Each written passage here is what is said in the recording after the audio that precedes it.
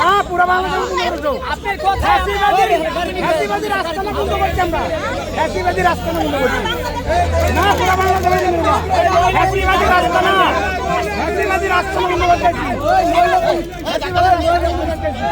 ওয়ালটন এখন দেশের সীমানা পেরিয়ে পৌঁছে গিয়েছে 50টিরও বেশি দেশে। ওয়ালটন, ঘরে ঘরে বিশ্বজুড়ে।